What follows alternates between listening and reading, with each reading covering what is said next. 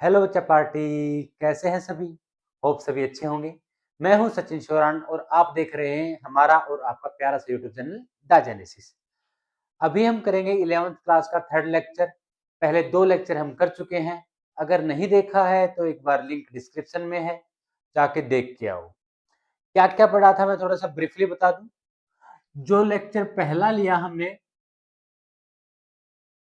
उसमें हमने की बात की थी टाइप्स ऑफ फोर्सेस की। Types of forces, NLM chapter number 4 है ये। 5 टाइप की फोर्सेस हैं, आपको पता है सर। 3 टाइप्स की हमने पहले लेक्चर में कवर करी है, बाकी 2 टाइप्स की हम आगे करने वाले थे। नहीं देखा है तो देख के आओ। सेकेंड लेक्चर जो था, उसमें हमने किसके बारे में डील किया था? न्यूटन का फर्स्ट लॉ। न्यूटन से फर्स्ट लॉ ऑफ मोशन।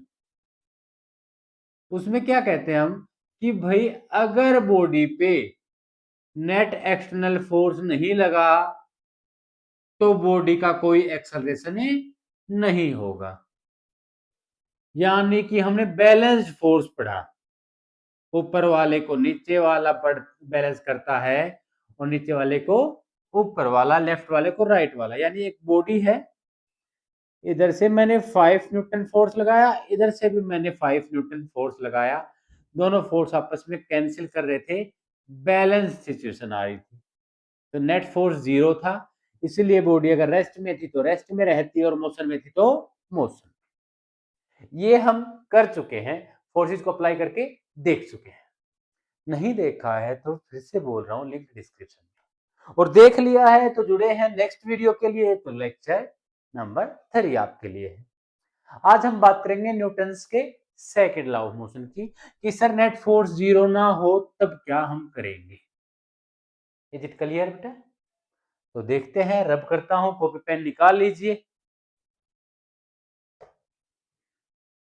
निकाल लिया या स्क्रीनशॉट लेने के लिए हो? पता नहीं सर, हम तो महा आलकसी हैं आपकी तरह। मेरी तरह आलकस करते हो क्या? हाँ सर, मेरे से बड़ा हैवी नहीं रियली। इसीलिए तो सर टी शर्ट में आप वीडियो बनाने लग जाते हो। अरे ठीक है ना, बात होती है भाई टॉपिक को समझने की। देखो एक काम करना, धीरे धीरे हर एक चीज स्टेप वाइज फोर्सेस को पढ़ना, वरना एक साथ 5 फोर्स कंबाइन होकर धावा बोल देंगे आप। तो जब सारे दुश्मन घिर जाते हैं तो फिर क्या करता है, ओ भाई जो करना कर ले, ऐसे बोलते हैं ना। वन बाय वन को चुन चुन के मारेंगे। तो 3 फोर्सेस को हमने चुन चुन के मार लिया। नहीं, अब फोर्थ की बारी करेंगे, स्प्रिंग फोर्स। उससे पहले हम न्यूटन के लॉ पढ़ लेते हैं, हथियार को थोड़ा सा पैना कर लेते हैं, है ना। तो आज का है लेक्चर नंबर 3 और आज का टॉपिक रहेगा न्यूटन्स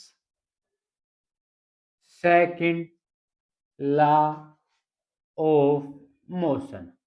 अब जिसको लगता है कि सर ये मेरे को अच्छे से आता है, वो वीडियो को स्किप करके राम रवि दे सकता है कमेंट में। जिसको नहीं आता कि सर एक्चुअली होता क्या है, वो मेरे साथ बना रहे। क्या होता है, इससे पहले हम एक डेफिनेशन पढ़ते हैं बेटा, लीनियर मोमेंटम। रटी रटाई बात, चलो समझते हैं। मैं कहूं कि ऑब्जेक्ट ए है, वो आपकी तरफ आ रहा है 2 मीटर पर सेकंड स्पीड से, और ऑब्जेक्ट बी है, वो आ रहा है 20 मीटर पर सेकंड की स्पीड से। केस लेते हैं ये, केस 1। क्या कहा? ए ऑब्जेक्ट है, वो आपके पास चल रहा है धीरे धीरे 2 की स्पीड से। बी है, वो थोड़ा सा फास्ट है सर 20 की स्पीड से। किसको रोकने में ज्यादा फोर्स लगाओगे आप? जल्दी बताओ। 20 वाले में ज्यादा फोर्स लगाएंगे, यही आंसर होगा, क्योंकि ये ज्यादा स्पीड से दौड़ रहा है। क्या हो अगर ए वाला ऑब्जेक्ट हो आपका ट्रक, और बी वाले ऑब्जेक्ट हो आपकी टॉय वाली छोटी सी कार? अब बताओ किसमें ज्यादा फोर्स लगाओगे, कौन जीतता है? यानी अकेली वेलोसिटी को देख के हम ये कैलकुलेट नहीं कर सकते कि उसको रोकने के लिए या स्टार्ट करने के लिए मुझे ज्यादा फोर्स किसमें लगाना पड़ेगा। चलो केस 2 करते हैं सर। केस टू एक ट्रक है, उसका मास है 5000 केजी, और एक कार है, उसका वजन है 1000 केजी। अब किसको रोकने में ज्यादा फोर्स लगाओगे? ट्रक। क्या पता सर ट्रक सिर्फ 2 की स्पीड से भाग रहा हो और गाड़ी हो 100 मीटर पर सेकंड की स्पीड से भाग रही हो। अब समझे ये बात को? अब केस बदल गया। यानी ना तो मैं अकेला मास देख के बता सकता हूं कि फोर्स कब ज्यादा या कब कम लगेगा, ना मैं अकेली स्पीड देख के बता सकता हूं। तो एक ऐसी क्वांटिटी बनाते हैं जो दोनों का मिक्सचर हो, किसका?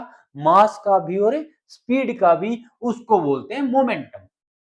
और इसकी डेफिनेशन हो जाएगी बेटा, it is the product of mass and velocity. Oh my god sir, समझ में आई? It is the product of mass and velocity. P से डिनोट करते हैं, वेक्टर क्वांटिटी है मोमेंटम, मास स्केलर क्योंकि वेलोसिटी एक वेक्टर क्वांटिटी है, तो P is equal to M V. अगर मैं एस आई यूनिट की बात करूं बच्चों, तो मास की यूनिट हो जाएगी केजी और वेलोसिटी की होती है मीटर पर सेकंड। सीजीएस के तुम्हें पता है मैं क्यों कहूं किलोग्राम को ग्राम में, सेंटीमीटर में। ओके। डायमेंशनल फार्मूला की अगर बात करूं, तो मास का डायमेंशनल फार्मूला m, वेलोसिटी का L1t-1। कैसी क्वांटिटी है बच्चों? It is a vector quantity. Direction क्या होगी? जिधर डायरेक्शन किसकी होगी? वेलोसिटी की होगी, वही मोमेंटम की डायरेक्शन होगी। समझ में आई बात बेटा? कई बुक्स में लिखा होता है what is linear momentum? It is the strength of motion, strength of motion बोल देते हैं। अगर ये नहीं लिखा होता तो किसी बुक में लिखा होगा it is the motion contained by a body. भाई सिंपल सी बात है, टोटल स्ट्रेंथ है मोशन की। अकेले वेलोसिटी की बात नहीं करेगा, अकेले मास की बात नहीं करेगा, दोनों को मिला के स्ट्रेंथ बना रखी है, उसको मोमेंटम बोलते हैं बच्चों। बात फॉर एग्जाम्पल, इसका मोमेंटम देखिए जरा ट्रक वाले का। ट्रक का था वजन कितना था, हमने कितना माना है? 5000 सर, 5000। तो मोमेंटम क्या हो जाएगा इसका? Sir mass into velocity, 2 × 5000 sir 10,000 strength है इसकी मोशन की। ठीक है सर। और आगे तुम्हें यूनिट पता ही है, मोमेंटम निकाला तो किलोग्राम मीटर पर सेकंड। टॉय कार है, टॉय कार का क्या मानना हमने वजन? ज्यादा महंगा नहीं मानता हूँ, 1 kg मान लिया मैंने। तो इसका मोमेंटम क्या होगा सर? मास इंटू वेलोसिटी, मास है 1, वेलोसिटी 20 सर, 20 kg/मीटर/सेकंड। जिसका मोमेंटम ज्यादा, उसकी स्ट्रेंथ ज्यादा, उसको रोकने में फोर्स ज्यादा लगेगा। यहाँ पे भी देखें, मास भी पता है, वेलोसिटी भी पता है, मोमेंटम बताओ इसका। 5000 इंटू 2 कितना आ जाएगा बेटा? 10,000। इसका मोमेंटम बताओ क्या आएगा? 1000 × 100 1 लाख किलोग्राम/मीटर/सेकंड, किलोग्राम/मीटर/सेकंड। समझ में आया? मैं किसकी बात करा? मैं यहाँ पे 1000 kg को कभी देखा ही नहीं मैंने आंसर देखते टाइम, मैंने 5000 को देखा। मैंने दोनों की प्रोडक्ट देखनी है, मास और वेलोसिटी की। जिसकी प्रोडक्ट जितनी ज्यादा उसका मोमेंटम उतना ज्यादा, और जिसका मोमेंटम उतना ज्यादा उसको रोकने में फोर्स या उसकी स्पीड चेंज करने में फोर्स भी उतना ही ज्यादा लगेगा। समझ में आई? अब सर ग्राफ की बात करें, बोलेगा P वर्सेस V का ग्राफ बनाते हैं। तो हम देख रहे हैं P का फार्मूला है mv। अगर मास कांस्टेंट रहा तभी तो पॉसिबल है। तो मास कांस्टेंट है तो P is directly proportional to V। Sir ये ग्राफ बन जाएगा PV का, लेकिन कंडीशन है मास को कांस्टेंट रहना पड़ेगा। चलो एक और ग्राफ बनाते हैं बच्चों। इस बार v की जगह मैं ले लेता हूं मास और लीनियर मोमेंटम का ग्राफ। तो p is directly proportional to mass. क्या कांस्टेंट रखना पड़ेगा? v। क्या कांस्टेंट रखना पड़ेगा? v कांस्टेंट रखना पड़ेगा। तो सर v आपको कांस्टेंट होना चाहिए। चलो अगर मैं मास और वेलोसिटी में ग्राफ बनाना चाहूं तो किसको कांस्टेंट करेंगे हम? p को। चलो ये फार्मूला भी देख लेते हैं। p कांस्टेंट है, p is equal to mv। ये कांस्टेंट है तो मास इनवर्सली प्रोपोर्शनल हो जाएगा वेलोसिटी की। वेलोसिटी इधर आएगी, यानी सर ग्राफ क्या हो जाएगा? कुछ यूं हो जाएगा, इनवर्सली प्रोपोर्शनल। ठीक है, छोटे बच्चों वाली बात थी, बता दी है। क्यों? बच्चे ही तो हो, बड़े तो नहीं हुए ना। अपने आप को बड़ा नहीं मानना। भरी हुई चीज को भर नहीं सकते हैं बच्चों, खाली चीज को भर सकते हैं। जिसने माइंड में पहले ही सेट कर लिया और मुझे कौन पढ़ा सकता है, तो उसको तो भगवान भी नहीं पढ़ा सकता। लेकिन जो ये सोचेगा कि हाँ मुझे कुछ सीखना है, मुझे कुछ नया जानना है, सीखने के लिए तो भाई नम्रता की भावना, विनम्रता की भावना होनी चाहिए ना अपने। वो आजकल सर इंस्टाग्राम पे डाल देंगे पोस्ट, ऐसे नहीं है, अपने अंदर देखोगे। मोमेंटम समझ में आ गया? Okay sir. Mass into velocity, mass into velocity कैसी क्वांटिटी? Vector quantity. अब बात करते हैं न्यूटन के सेकंड लॉ ऑफ मोशन की। तो कॉपी पेन निकाल के लिख लीजिए पहले।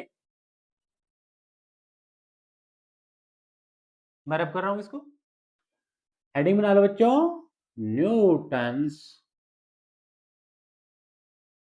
Second law of motion. और किस बच्चे ने मेरे पास व्हाट्सएप किया? सर राइटिंग सुधारो।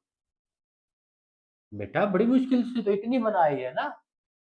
ठीक है, तो उसको मैं कहूंगा आप कमेंट लिखते टाइम और मैसेज करते टाइम स्पेलिंग का ख्याल रखें, मेरी स्पेलिंग गलत नहीं होती है। देखो, according to this law,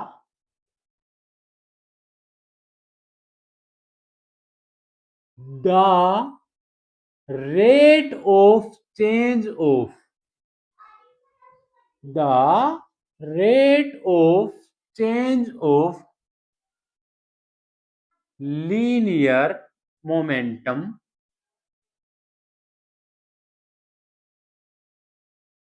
is directly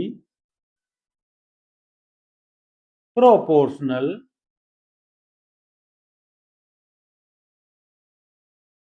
to net applied external unbalanced force. पूरा स्टीक बिल्कुल 100% करेक्ट डेफिनेशन है थी जो न्यूटन ने बताई थी। Rate of change of momentum कितनी जल्दी चेंज होता है, रेट का मतलब है मैं कंपेयर करूंगा टाइम के अकॉर्डिंग, डिवाइड होगा, डिवीजन में आएगा, डिनोमिनेटर में आएगा time. Rate of change of किसका चेंज देखना मुझे? मोमेंटम का डायरेक्टली प्रोपोर्शनल होगा किसके? Net applied unbalanced external force. Internal force सारे आपस में बैलेंस कर जाते हैं। देखो नेट फोर्स भी बोल सकता था मैं यहाँ पे, नेट एक्सटर्नल फोर्स बोल सकता, लेकिन कौन सा फोर्स? आपस में बहुत सारे फोर्स लगे हुए, अनबैलेंस्ड जो नेट बचेगा एक्सटर्नल, सारे काट पीट करके। भाई एक ब्लॉक है, इधर से 5 न्यूटन फोर्स लगा, इधर से 2 न्यूटन, तो ये कौन सा फोर्स होगा? ना तो 5 होना ना 2 होना है। नेट फोर्स कितना होगा? 5 माइनस 2, 3।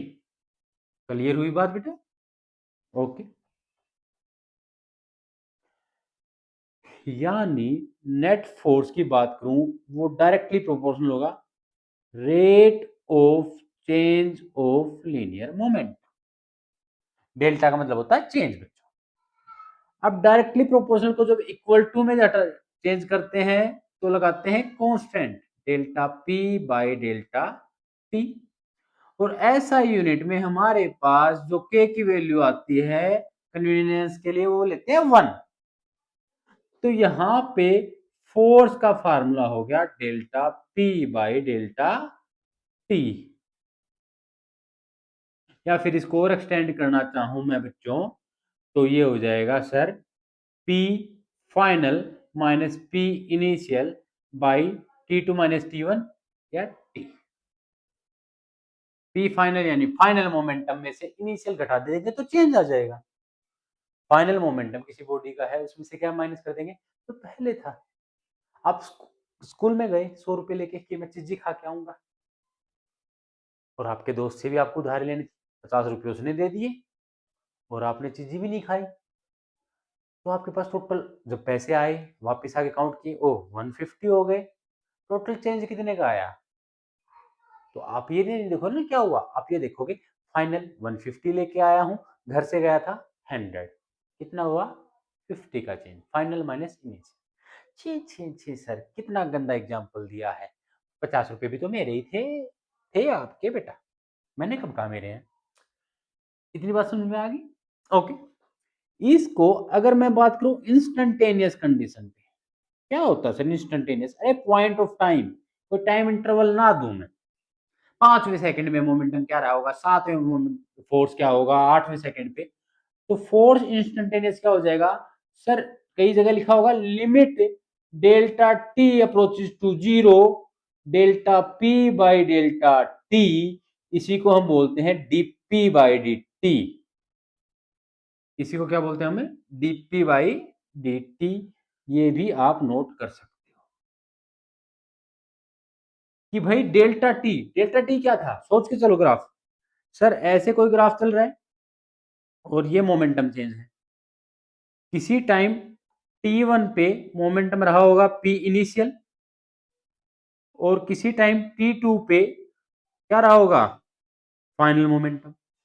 तो एवरेज फोर्स हम निकालते हैं, ग्राफ इतने मानते हैं कि भाई मोमेंटम में कितना चेंज आया, P final minus P initial divide by T2 minus T1, ऊपर वाले में से नीचे माइनस, आगे वाले में से पीछे वाला माइनस। लेकिन क्या हुआ अगर मैं T2 और T1 को एक ही पॉइंट पे लेके आऊं, तो मोमेंट भी एक्चुअली एक ही पॉइंट का आ जाएगा, यानी इस इंटरवल को मैं कितने किसके इक्वल मान जाऊं, जीरो। घटाता घटाता माइनस, कम करता करता करता करता करता करता जीरो के पास ले आया, तो ये होता है डीपी। यानी डेल्टा को डी में कन्वर्ट करना हो तो लिमिट रख दो जीरो के अप्रोच। समझ में आ गई?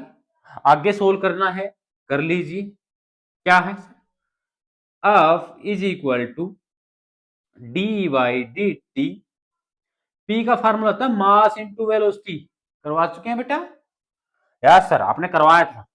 तो यहां से बच्चों मेरे पास क्या आ सकता है, फोर्स इज इक्वल टू, हम कैसे डिफरेंशिएशन करते हैं, पहले फंक्शन, दो फंक्शन है दोनों मल्टीप्लाई में है, पहला फंक्शन एज इट इज, दूसरे का डिफरेंशिएशन, वेरी गुड, प्लस दूसरा एज इट इज, पहले का डिफरेंशिएशन, वेरी गुड।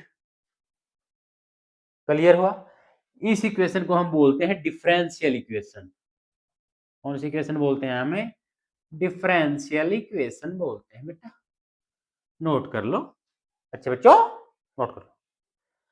अब इसमें कंडीशन है, इफ मास है मेरा कांस्टेंट, मास नहीं बदलेगा, और यहां पे ये टर्म क्या होगी, डी का मतलब चेंज आ रहा मास में, अरे मास कांस्टेंट रख लिया हमने, अगर कई बार चेंज हो जाता है बेटा, तो ये वाली टर्म क्या हो जाएगी आपकी, जीरो, क्योंकि मास में तो चेंज जीरो है।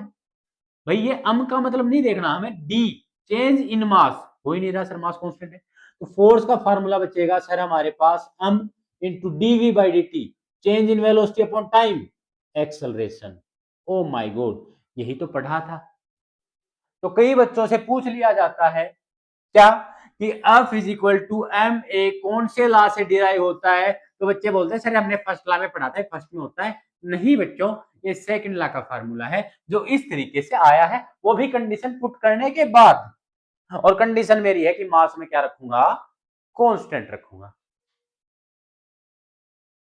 नोट करो, ये चीजें बड़ी चीजें हैं, ठीक है। अगर यहाँ पे तुम क्या करोगे, छोड़ो ना सर, डायरेक्ट कर लेते हैं, मास हमारा कांस्टेंट ही रहता है, हम डायरेक्ट फार्मूला यूज कर लेते हैं, F equal to M A. तो कंपटीशन में जब हम बैच लेंगे, अरे करेंगे ना, तो उसमें जब मास चेंज होगा तो बोलोगे सर हमने फार्मूला में पढ़ा था, ये क्या करवा रहे हो आप, डिफरेंशियल इक्वेशन क्यों यूज कर रहे हो? तो बेटा कॉन्सेप्ट को पकड़ो, बाकी चीजें होगी। हम में शॉर्टकट को याद मत रखो, वो प्रैक्टिस में याद हो जाएगा, लेकिन कंडीशन याद रखो ना, मास कांस्टेंट होना चाहिए भाई। इतनी बात समझ में आ गई ना? तो पेन कॉपी है, निकाल लो, लिख लो। सबसे अच्छे नोट्स कौन से होते हैं, जो मैं देता हूँ? अरे नहीं बेटा, ऐसे नोट्स बहुत मिल जाएंगे यूट्यूब पे, नेट पे। सबसे अच्छे नोट्स वो होते हैं जो आप खुद बनाते हो, आपका हैंड माइंड का कोऑर्डिनेशन अच्छा होता है। बहुत होगी ज्ञान की बातें, करें आगे कर रहा हूँ। अब आते हैं पकड़ने अपने कुछ न्यूमेरिकल्स पे, कुछ न्यूमेरिकल्स, अच्छे अच्छे न्यूमेरिकल्स पे करते हैं। सेकंड लॉ पे बेस्ड, फर्स्ट लॉ पे न्यूमेरिकल किए थे ना पिछले लेक्चर में, तो अब सेकंड लॉ पे करते हैं। मुझे मजा आता है न्यूमेरिकल, हर चीज के बाद न्यूमेरिकल, हर चीज के बाद न्यूमेरिकल। कैसे लगेगा numerical? Numerical numerical. Okay okay okay okay okay okay. चलो अब मुझे बताओ, find net force in the following system. System हिला देंगे हम सर, कुछ सिस्टम दे रहा हूं जिसमें नेट फोर्स बतानी है। पहला है, ये ग्राउंड है, इस पे कोई मैंने रखा है मास हम ब्लॉक, और इस पे फोर्स लगा रहा हूं एफ इधर। पहली कंडीशन, नेट फोर्स बताओ कितनी होगी?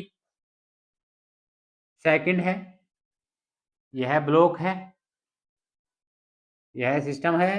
हाँ हाँ सर, ये लगाया मैंने F2, इधर से लगाया मैंने F1, और F2 मेरा ग्रेटर देन है, मैं यहाँ लिख रहा हूँ F2 ग्रेटर देन है F1।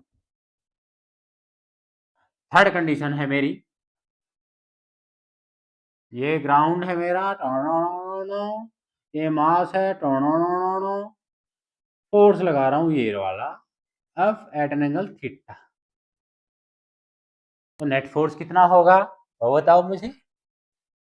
चौथी भी बात कर लेते हैं, फोर्थ वाली। कहाँ करूँ? ओके, यहां कर लेते हैं बच्चों।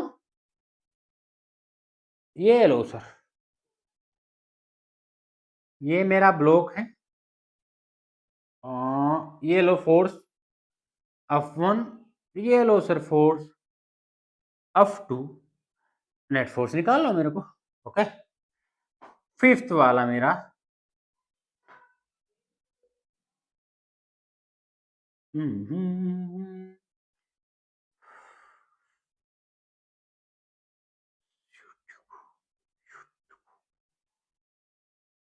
F1 F2 और F1 ग्रेटर देन F2। ये भी एंगल थीटा पे है, ये भी एंगल थीटा पे है। 5 सिचुएशन आपको दे दिए मैंने, और मैंने पूछा नेट फोर्स निकालो। बैलेंस कंडीशन नहीं है, आपको नेट फोर्स पहचाननी पड़ेगी। और हमारा लॉ एक ही बात कहता है सर, जब नेट फोर्स आपको मिल जाए किसी भी डायरेक्शन में, तो वो आपको हमेशा होगी मास इनटू एक्सीलरेशन के इक्वल। कंडीशन मत भूलना, मास कांस्टेंट है मेरा। तो अभी जो करेंगे सारे क्वेश्चन में मास कांस्टेंट है, मैं डायरेक्ट फार्मूला लिख रहा हूं।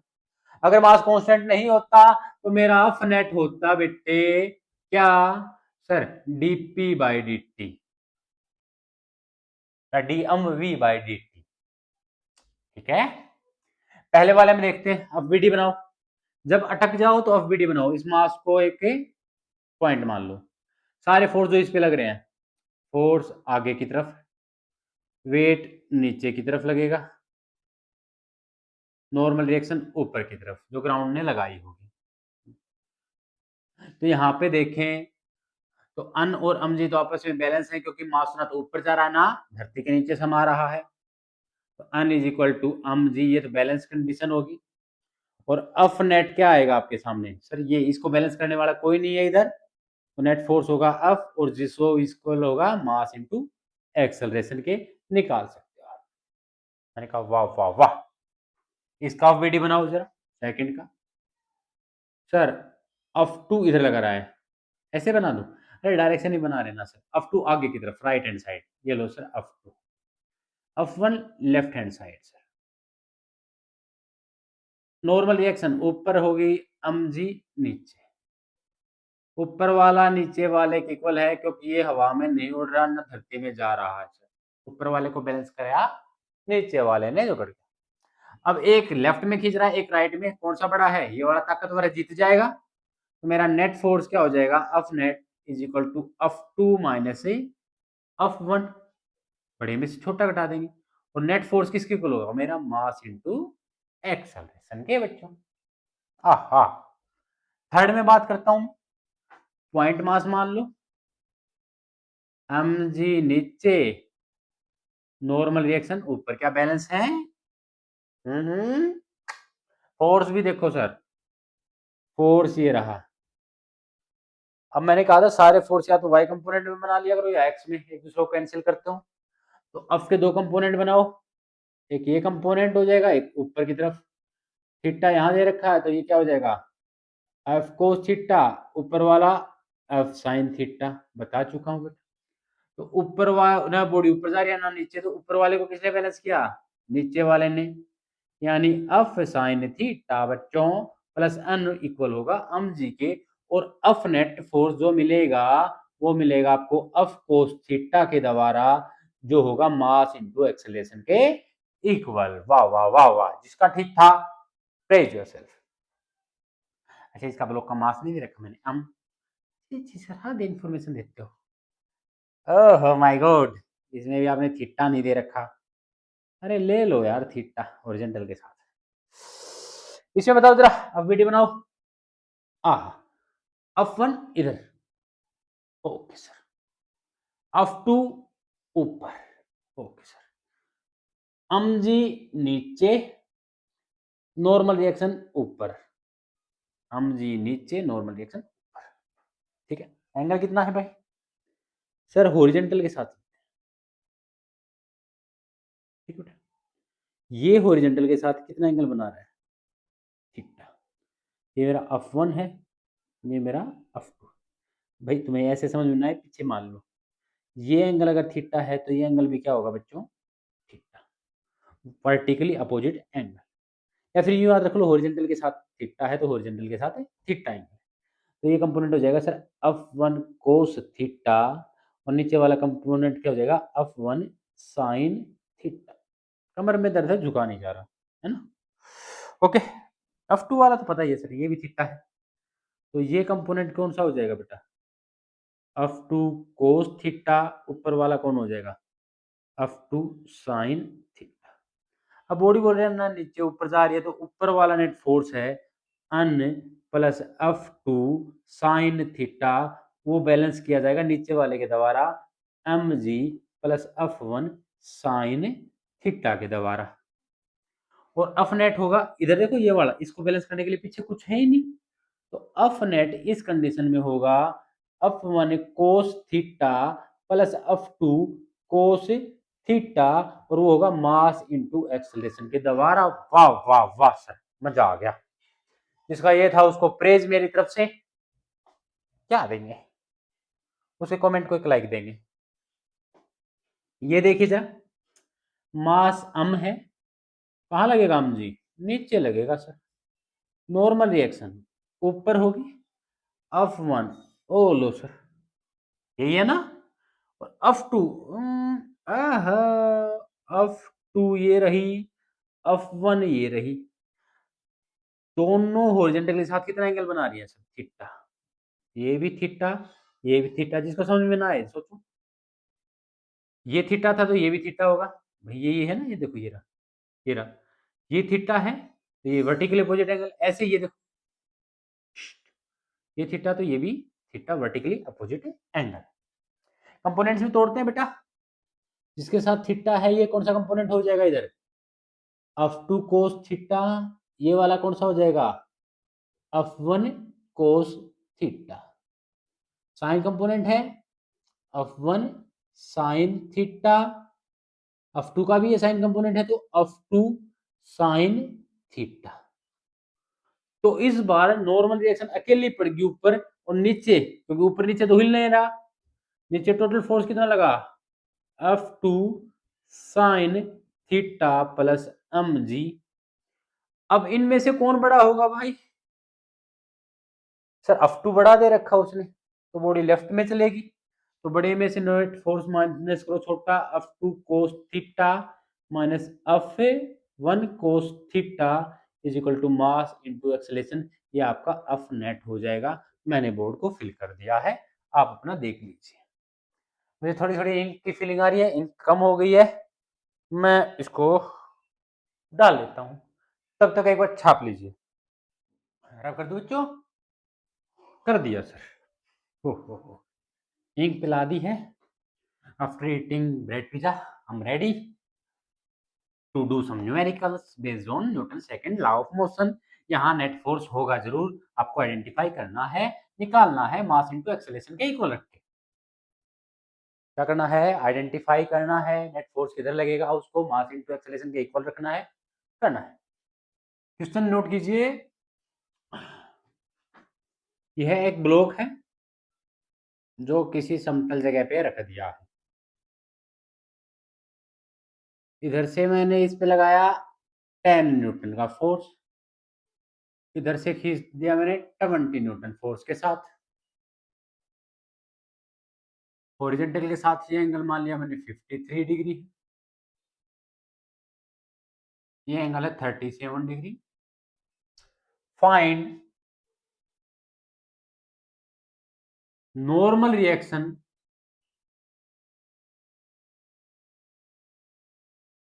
And acceleration of the block, और इसका मास है 5 kg। जल्दी निकालो, वीडियो को पॉज करो, निकाल के आंसर दो। चलो मैं करता हूं, जिसने कर दिया है आंसर कमेंट, मैं समझ जाऊंगा आपने ट्राई किया, जिसने नहीं किया मैं समझ जाऊंगा नहीं किया। चलो एफ बी डी बनाते सर, 5 kg मैं रखता हूं, तो एफ बी डी बनाता हूँ। 5 kg मास है, एम जी कहाँ लगेगा? डाउनवर्ड से, एम जी यानी 5 जी, मास कितना? 5, और जी को लिख दूं 10, 50 न्यूटन। 5 इंटू 10।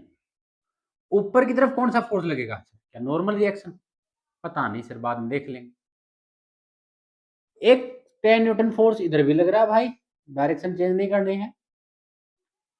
10 न्यूटन फोर्स कितने एंगल पे? हॉरिजॉन्टल के साथ कितना एंगल है भाई? 53।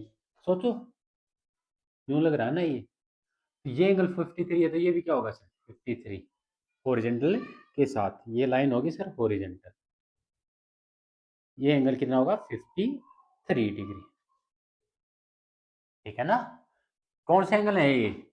दो पैरेलल लाइन है, सेम साइड बने हुए एंगल है, corresponding angle. Okay, F two लग रहा है सर ऊपर की तरफ 20 न्यूटन का, हाँ या ना? इसका एंगल दे दिया 37 डिग्री। मुझे कोई दिक्कत नहीं है सर, 5 kg को हटा देता हूँ थोड़ी देर के लिए, बाद में सोल्व करते हैं। सभी फोर्सेस को सेम डायरेक्शन में लेके आएंगे, कंपोनेंट्स में तोड़ेंगे। 10 न्यूटन का हॉरिजॉन्टल कंपोनेंट क्या होगा सर? 10 cos 53। इधर कौन सा कंपोनेंट आ जाएगा? 10 sin 53। ठीक है, 37 को तोड़ते हैं तो देखो ये थीटा जिसके साथ है, ये कौन सा एंगल हो जाएगा? 20 cos 37, और ये कंपोनेंट कौन सा हो जाएगा? 20 sin 37। बस, अब दोनों कंपोनेंट्स में तोड़ दिए थे, इनका तो कोई काम है नहीं। अब या तो फोर्स आपके पास एक्स में है या आपके पास है वाई में, इनको चाहे रब कर दो, कोई काम नहीं सर, कोई काम नहीं। ठीक है ना? अब एंगल भी हटा सकते हो सर, लिख लिया हमने यहाँ पे। अब क्लियर दिख रहा है ना आपको? ये सर, या तो एक्स में है या वाई में। वाई में ऊपर जा नहीं रहा, तो इसका मतलब है ऊपर वाली फोर्स कौन सी लगी? अन प्लस 20 साइन 37 को बैलेंस कर दिया होगा नीचे वाली फोर्स ने, क्या थी? M G plus 10 sine 53। एक ट्राइंगल जिसमें 53 हो, एक ट्राइंगल जिसमें 37 का एंगल हो। ट्राइंगल में बना चुका हूं, 3 4 5 वाले ट्राइंगल बनती है सर। अगर यहाँ 37 है तो इसके सामने भुजा क्या लेंगे? 3, छोटे एंगल के सामने छोटी भुजा। 4 है तो इसके सामने 53, और 5 के सामने 9। चलो अन लिख देता हूं प्लस 20 साइन 37। साइन क्या होता है? परपेंडिकुलर बाई हाइपोटेनस, 3/5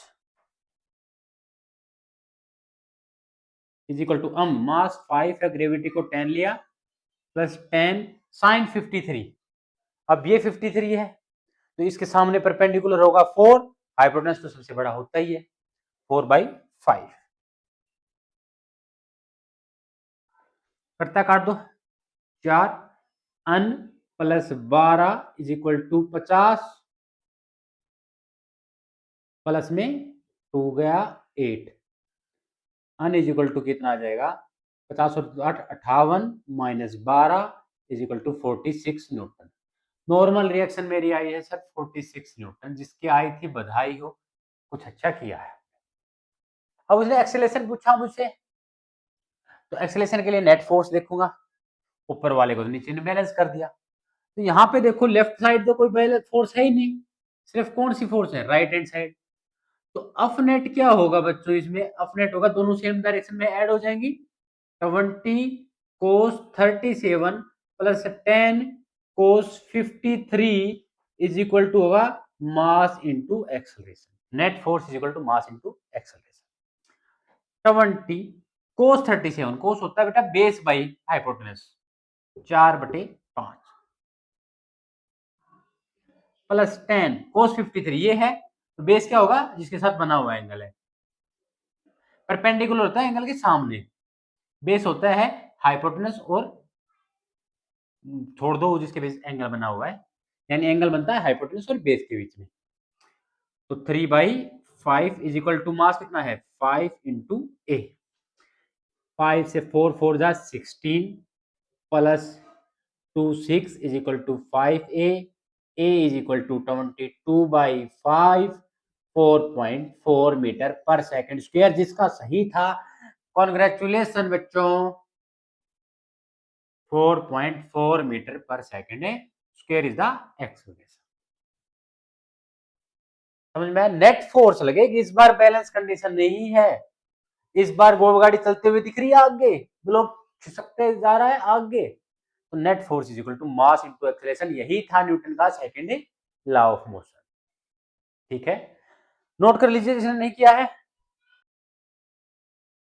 थोड़ा सा सर और मजेदार क्वेश्चन बना, चलो तो और मजेदार क्वेश्चन बनाते हैं, थोड़े से कुछ क्वेश्चन बनाते हैं सर। ये एक ग्राउंड है, यहाँ पे मैंने एक ब्लॉक रखा है जिसका मास है m1, एक और ब्लॉक रख दिया जिसका मास m2 है। क्वेश्चन मेरा है, और क्वेश्चन से पहले मैं बता देता हूं, मैंने इधर से फोर्स लगा दी F, ठीक है, m1 पे लगाई है। Find acceleration of both block and normal reaction between two blocks. जल्दी जल्दी करके दिखाओ एक बार कितना कर पाते हो। दोनों ब्लॉक के बीच में नॉर्मल रिएक्शन निकालनी है और एक्सेलरेशन ऑफ द ब्लॉक निकालना है। आंसर कमेंट करो मुझे जल्दी से, नहीं तो मैं स्टार्ट कर रहा हूं, वीडियो को पॉज कर दो, जिसको देखना है देख लीजिए। ऑफ बीडी बना लो सर, क्या बना लो? Of BD. m1 का बात करता हूं मैं, किसकी बात करता हूं? m1 की। फोर्स आगे की तरफ लगा, राइट हैंड साइड की तरफ, ठीक है सर। m1g वेट नीचे लगेगा, तो ग्राउंड इस पे नॉर्मल रिएक्शन लगाएगा, मैं बोल देता हूं n1, ठीक है सर। और कोई फोर्स लगेगी क्या? बिल्कुल लगेगी सर, ये ग्राउंड के साथ ही कांटेक्ट में नहीं है, m2 के साथ भी टच में है, तो m2 भी m1 पे क्या लगाएगा? नॉर्मल। आपस में देखो दो चीजें कांटेक्ट होती हैं तो आपस में नॉर्मल रिएक्शन लगाती हैं। यहां n1 लगाई है ग्राउंड ने इस पे, तो m1 ने भी तो ग्राउंड पे लगाई होगी, लेकिन हम अब बीडी में सिर्फ वही फोर्स देखते हैं जो ऑब्जेक्ट पे लगती है। तो यहाँ पे सर m1 क्या करेगा? नॉर्मल रिएक्शन लगाएगा राइट में m2 पे, परपेंडिकुलर होती है, तो m2 क्या लगाएगा इस पे, लेफ्ट साइड में सेम नॉर्मल रिएक्शन लगाएगा। यानी m1 पे एक फोर्स लेफ्ट में भी लग रही है, जिसको बोलते हो आप नॉर्मल रिएक्शन। हाँ या ना? अब वर्टिकल तो मोशन होगा नहीं सर, दोनों बैलेंस हैं। मोशन होगा हॉरिजॉन्टल डायरेक्शन में, तो यहां से नेट फोर्स आपके पास क्या आती है बच्चों, एफ नेट निकालो। सर आगे खिसकेगा तो F1 बड़ा होगा, F1 माइनस एन, और ये होगा सर मास इंटू एक्सेलरेशन के इक्वल, इक्वेशन नंबर 1। F1 क्या है, F ये है, ठीक है। चलो दूसरे पे देखते हैं, ये m2 है, ये वाला कौन सा था, m1, ये वाला कौन सा है, m2। m2 पे क्या क्या फोर्स लग रही है सर, नीचे तो वेट लगेगा m2g, मैंने कहा ओके।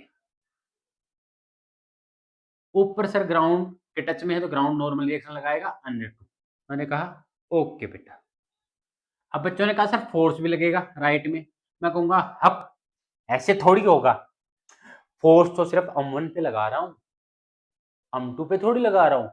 मुझे क्या पता है इसके पीछे क्या m2 रखा है, मैं तो फोर्स इस पे लगा रहा हूं ना बोर्ड पे, इसके पीछे क्या है मेरी फोर्स को क्या पता। फोर्स लगती है एक ऑब्जेक्ट पे जिस पे लगा रहे हो, तो इसको राइट में कौन लेके जा रहा है सर, राइट पे इस पे नॉर्मल रिएक्शन लगा रहा है m1, यानी एक रिएक्शन इधर भी है, नॉर्मल रिएक्शन। क्या बात है सर, और कोई फोर्स है नहीं, तो ऊपर वाले तो नीचे वाले को बैलेंस करेगी, तो नेट फोर्स क्या आएगी इसमें, राइट में अन, जो होगी मास इनटू एक्सेलरेशन। अन की वैल्यू यहां पुट कर दीजिए सर। अब नॉर्मल रिएक्शन तो निकल गई बच्चों, दोनों इक्वल एंड अपोजिट होंगी, नॉर्मल रिएक्शन तो मैंने बता दी सर, क्या होगी m2 इंटू ए। अब जो आपने लगाया है minus m2a is equal to m1a, तो अब क्या हो जाएगा sir, m1 plus m2 into ए, और एक्सेलेरेशन निकालना था तो a is equal to F divide by m1 plus m2। देखो इसको ना एक काम और भी कर सकते थे आप, शॉर्टकट से एक्सेलेरेशन निकाल सकते थे, इतना लंबा नहीं चलना पड़ता, इक्वेशन नहीं बनानी पड़ती।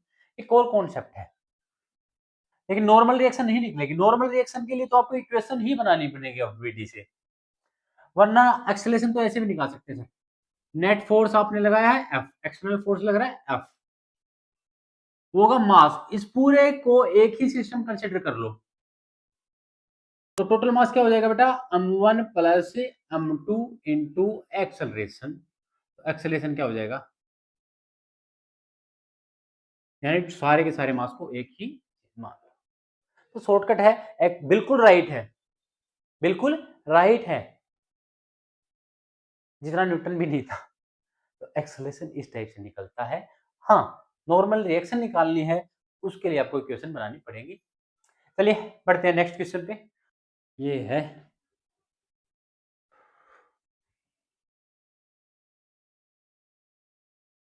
एक ब्लॉक 2 kg का,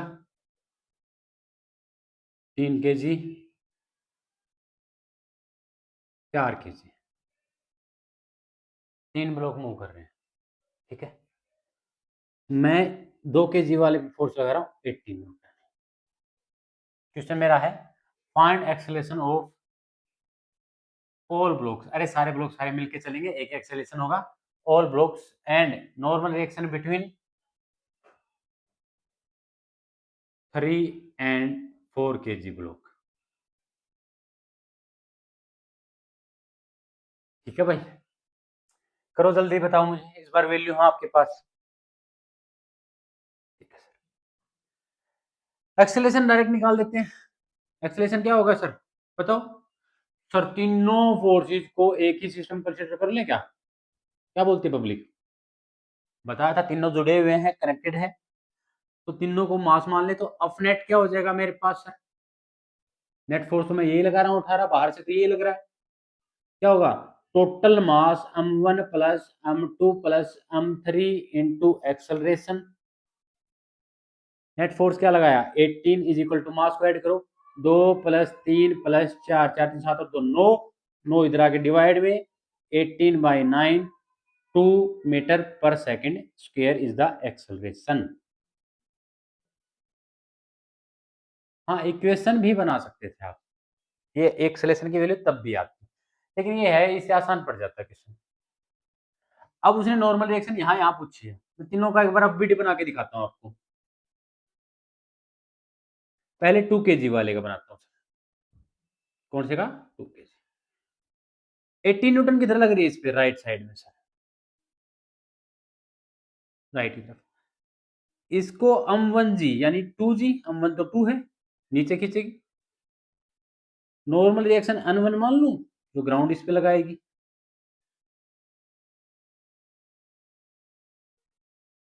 हाँ जी सर। और भी कोई फोर्स लगेगी क्या? बिल्कुल सर, ये ग्राउंड के साथ कनेक्ट में है तो नॉर्मल रिएक्शन लगाई।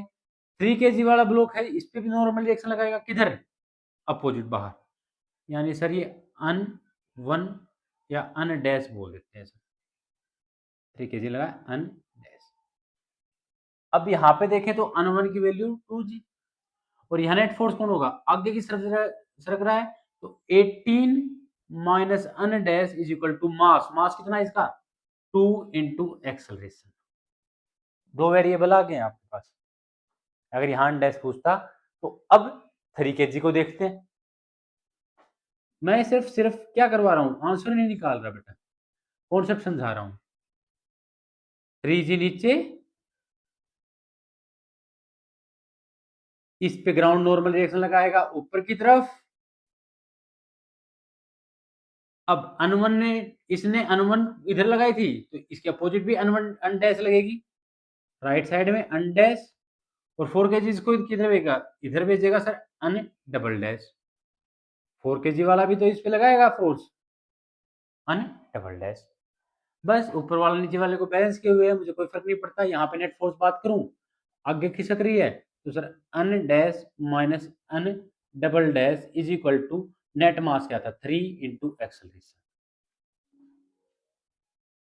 थर्ड इक्वेशन इसकी। 4 kg वाले पे कौन कौन मास लगेगा? सर 4g नीचे, अन 3 ऊपर, अन 3 राइट में कुछ लगेगा क्या? हाँ सर, 3 kg वाला नॉर्मल रिएक्शन लगाएगा, इस पे बाहर की तरफ भेजेगा। इसने 3 kg पे लगाया अन डबल डैश, तो ये भी क्या लगाएगा? अन डबल डैश, इसलिए तो आगे चलेगी। क्या इधर कोई फोर्स लगेगी? नहीं सर, इसने तो इसको इधर भेजा, नीचे वाले ने ऊपर भेजा, और कोई फोर्स लगेगी नहीं। तो नेट फोर्स क्या हो जाएगी sir? N double dash is equal to mass into acceleration. Mass है 4a। अब आपको जोन से एक्सेलरेशन निकालनी हो, निकाल लो। सर आपको ए की वैल्यू तो पता है ना, या तो फिर देखो, अगर शॉर्टकट ए से नहीं निकालते तो इनको सोल्व करते आप। अन डबल डैश की जगह क्या पुट करते? 4a यहाँ पुट करते, अन डैश की वैल्यू आ जाती है ए में, अन डैश और ए, इसको यहाँ सोल्व करते हैं। ठीक है, क्या करता मैं? अन डबल डैश की वैल्यू यहाँ पुट करता, तो N dash minus N double dash की जगह 4a is equal to 3a, तो N dash is equal to 7a। और फिर अन डैश की वैल्यू यहाँ पुट करता, तो 18 minus 7a is equal to 2a। 7a उधर जाके प्लस का हो जाएगा, तो 9a is equal to 18, a is equal to 18 by 9, 2 metre पर सेकेंड स्क्वायर। थोड़ा सा वीडियो लेंथी होगा, बट जरूरी है बेटा। ठीक है, यही तो आया था हमारा। डायरेक्ट नॉर्मल रिएक्शन पूछिए, 3 और 4 के बीच में अन डबल डैश लग रही है, यहाँ ए की वैल्यू पुट कर दो, 4 इंटू 2, 8 न्यूटन, डायरेक्ट आंसर आ जाता है। मैं इधर चलता ही नहीं ना, ए नहीं निकालना था, मैं ए तो डायरेक्ट निकाल सकता था। ए की वैल्यू लास्ट वाले ब्लॉक में रखता, नॉर्मल रिएक्शन आ जाती जिस ब्लॉक पे लगती। कोर कॉन्सेप्ट सिखा दिया है, कभी फंसो तो एफबीडी बना के चल पड़ो, नहीं तो अपना शॉर्टकट है बोर्ड पे तो। ठीक है, उतार लीजिए, क्वेश्चन करते हैं एक दो। क्वेश्चन है, देखो सिचुएशन है, ये कोई मास है m1, m2, इस पर मास रख दिया मैंने m1, और मैं कह रहा हूं find acceleration of both blocks, और मैं यहां फोर्स लगा रहा हूं F। चलो, और ये जो सरफेस है, दिस इज फ्रिक्शनलेस। अज्यूम करते हैं हम जब तक फ्रिक्शन नहीं पढ़ेंगे पांचवा फोर्स अपना, तब तक हम फ्रिक्शन लेस मानेंगे। तो एक्सेलरेशन निकाल के दिखाओ। कुछ नहीं, सिर्फ बीडी बना लो। m2 पे फोर्स कौन सी लगेगी, m2g नीचे। भाई कॉन्सेप्ट सीखना तो सीख लो। m2g इसको नीचे धकेलेगी सर, बिल्कुल। अब जो फोर्स लगाया सर इस पे राइट साइड में लगेगा m2 पे, ओके। और कोई फोर्स लगाएगी क्या m1 इसके नीचे? नहीं, ये दोनों भी तो टच में हैं। और जब दो बॉडीज आपस में फिजिकल कांटेक्ट में हो तो नॉर्मल रिएक्शन लगती है। तो m1 इस पे नॉर्मल रिएक्शन लगाएगा नीचे की तरफ, अन। और m2 भी लगाएगा ऊपर की तरफ, इस पे नॉर्मल रिएक्शन इक्विवेलेंट अपोजिट। लेकिन हम फिलहाल m2 का बना रहे हैं, तो m2 पे एक और फोर्स लग रही है n1, अन, ओके सर। ग्राउंड भी नॉर्मल रिएक्शन लगाएगा m2 पे, किधर? ऊपर की तरफ, n2। यही फोर्स है जो एक्ट कर रही है। अब वर्टिकल तो कुछ देखना नहीं है, नेट फोर्स क्या होगा हॉरिजॉन्टल डायरेक्शन में, सिर्फ और सिर्फ F होगा। भाई अगर वर्टिकल डायरेक्शन में इक्विलिब्रियम है तो मैं लिख सकता हूँ sir n2 is equal to n plus m2g। कुछ वैल्यू चाहिए तो मैं निकालूंगा। हालांकि F नेट होगा मेरे पास, वो F होगा sir, that is F is equal to mass m2 into acceleration a। यहां से a आ गया मेरे पास F बाई m2, इसका तो आ गया। ऊपर वाले का देखिए जरा, ओके सर। इसका m1 का vd, m1g वेट तो नीचे लगेगा, ग्रेविटी तो सबको खींचती है, इसको भी खींचेगी। और इस बॉडी पे अन तो सिर्फ इस बॉडी पे लग रही है, इस पे ऊपर की तरफ लगा रहा है, और किसी के टच में है नहीं, ना ग्राउंड के टच में। हॉरिजॉन्टल डायरेक्शन में कुछ है नहीं, वर्टिकल डायरेक्शन में बैलेंस है, तो इस पे नेट फोर्स क्या लगेगा, बैलेंस कंडीशन है सारी सारी, नेट फोर्स जीरो, यानी एक्सेलेरेशन भी क्या होगा इसका, जीरो। इस बार दोनों बॉडी को एक सिस्टम मान के एक्सेलेरेशन की वैल्यू मत लिख देना, A is equal to sir F upon m1 plus m2, नहीं बच्चों ऐसा नहीं करते, कॉन्सेप्ट ही नहीं है, ठीक है ना। आगे हालांकि आएंगे कुछ क्वेश्चंस, उसे बोलेगा ये गिरेगा नहीं, नेट फोर्स लगेगी इस पे भी फ्रिक्शन फोर्स के कारण फिर, ठीक है। लेकिन वो अभी नहीं करते हैं, तो फ्रिक्शन कहाँ पढ़ा हमने। अगला क्वेश्चन लिखिए, इसी क्वेश्चन का आंसर मुझे दे दो, बता तो दिया ये आंसर, क्या रब कर दिया मैंने सर। फोर्स दे रहा हूं मैं इस बार आपको, यही क्वेश्चन है, same to same. Answer comment करो। 10 न्यूटन का फोर्स लगा है, ये 5 kg है, ये 2 kg है, निकाल के दे दो मेरे को एक्सेलरेशन ऑफ बोथ ब्लॉक्स, ठीक है। एक और क्वेश्चन देखते हैं, कुछ टाइप्स। दो ब्लॉक हैं, m1 m2, अब फोर्स लगा रहा हूं, find tension and acceleration, find string में टेंशन एंड एक्सेलरेशन। आपको पता है सर दोनों ब्लॉक है, शॉर्टकट यूज यहां कर सकते हैं सर, दोनों शॉर्टकट यूज यहां कर सकते हैं, नहीं करना है मारो गोली। टी यहां लगेगी, स्ट्रिंग नहीं चेंज हुई तो टेंशन यहीं लगेगी। इस पे फोर्स कौन सा लगेगा सर, नीचे की तरफ m1g, ऊपर की तरफ कौन सा लगेगा, नॉर्मल रिएक्शन जो ग्राउंड लगाएगा। फ्रिक्शन लेस है तो फ्रिक्शन जीरो हो जाएगा, पीछे कोई फोर्स लगेगा नहीं।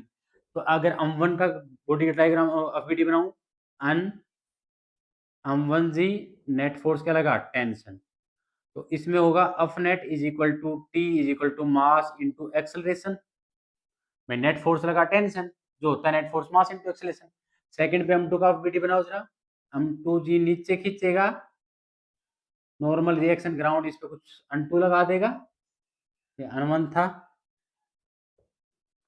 n2 राइट में मैंने अफ लगाया है, लेफ्ट में लगेगा टेंशन, लेकिन बॉडी राइट में खिसक रही है, यानी अफ बड़ा है टी छोटा है, तो नेट फोर्स क्या हो जाएगी, अफ बड़े में से छोटा माइनस कर दो, F net is equal to ये। और नेफ नेट क्या होती है, मास इंटू एक्सेलरेशन के इक्वल। टी की वैल्यू आपको पता है सर, पुट कर दो, एफ माइनस टी की जगह m1 a is equal to m2 a, F is equal to m1 plus m2 into A is equal to F divide by m1 plus m2। Put करो, tension आ जाएगी। Clear है बच्चों? ये मत कर देना m2 इंटू ए, ना गलत हो जाएगी यहाँ पे। ठीक है, तीसरा ब्लॉक होता तो भी कोई दिक्कत नहीं थी सर। यहां अगर तीसरा ब्लॉक है m3 तो यहाँ टेंशन T1 मान लेता, यहाँ टेंशन क्या हो जाती है अब T2, और इसको अब 4 से खींच रहा हूं। अब जरा सोचते हैं इसको कैसे करेंगे। कुछ नहीं, पहले पे फोर्स यही लगेगी सर, इस टी की जगह T1 हो जाएगा T1। दूसरे पे राइट में अब नहीं लग रहा है सर, लेफ्ट में लग रहा है T1, राइट में कौन लग रहा है T2। तो नेट फोर्स क्या हो जाएगी सर यहाँ पे, नेट फोर्स हो जाएगी सर T2 माइनस T1। ठीक है, अब T1 की वैल्यू पुट कर दो, तो T2 माइनस दिस वन, ये उधर जाके प्लस में हो जाएगा सर, T2 की वैल्यू आ जाएगी।